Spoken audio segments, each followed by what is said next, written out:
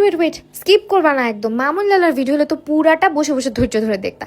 ওদের থেকে কিচ্ছু না শিখলেও আমার থেকে অনেক কিছু শিখতে পারবা, ট্রাস্ট মি। আজকে একদম অল্প কিছু মেকআপ দিয়ে আমি এই লুকটা ক্রিয়েট করছি অ্যান্ড অনেকগুলো টিপস অ্যান্ড ট্রিক্স থাকবে। কিভাবে সেলিব্রিটিদের মতো নো মেকআপ লুক করবা সেটাই থাকবে আজকের ভিডিওতে। তো প্রথমে দেখতেছো আমি উল্টা কাজ করতেছি, মানে আইব্রোটা না ড্র করেই কার্ভ আউট করলাম। এর কারণ হচ্ছে আমার আইব্রোটা আনপ্লাগ। এভাবে আইব্রো করলে আইব্রোগুলো দেখতে আরো বেশি সুন্দর দেখায়। এর ক্ষেত্রে সবসময় আগে শিমার কালারটা অ্যাপ্লাই করবা। স্কিন টোন যদি অনেক বেশি ব্রাইট হয় সেক্ষেত্রে Champagne colour, dusky skin tone হলে গোল্ডেন কালার, আর মিডিয়াম স্কিন টোনের হলে লাইট গোল্ডেন কালারটা প্রেফার করি আমি।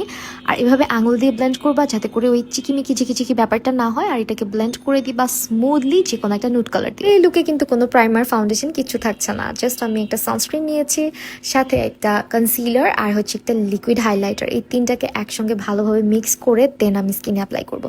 Just trust the process. স্কিনে ময়শ্চারাইজার অ্যাপ্লাই করে নিতে পারো, অ্যাজ আমার কম্বিনেশন স্কিন, সো আমার এই সানস্ক্রিনটার সাথে এক্সট্রা করে ময়শ্চারাইজার প্রয়োজন হয় না। তিনটা প্রোডাক্ট একসঙ্গে মিক্স করে আমি আমার হাত দিয়ে এটাকে অ্যাপ্লাই করে নিচ্ছি।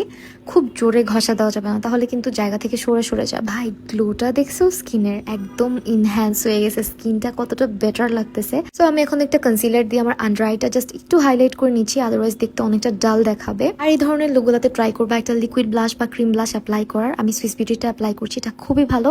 আর হ্যাঁ, আজকের প্রোডাক্টগুলো কিন্তু সব বি প্রিন্সেস থেকে নেওয়া। ডিউই গ্লোই বেসটা না অনেকে পাউডার দেওয়ার সময় মিস্টেক করে, মানে অনেক বেশি পাউডার দেয় যার কারণে পুরো বেসটাই ম্যাট হয়ে যায়।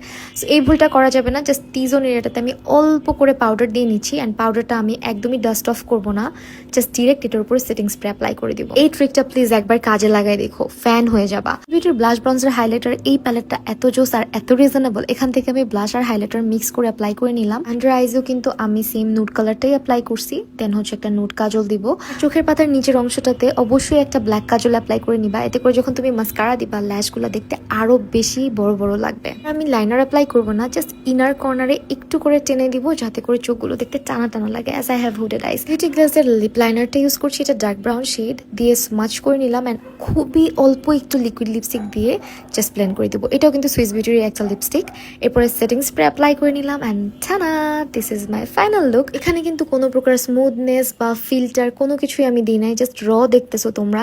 এই ধরনের মেকআপ লুকগুলো দেখতে ইজি লাগলেও কিছুটা ট্রিকি, জাস্ট বাসায় 2-একবার প্র্যাকটিস করো, দেখবা হয়ে গেছে।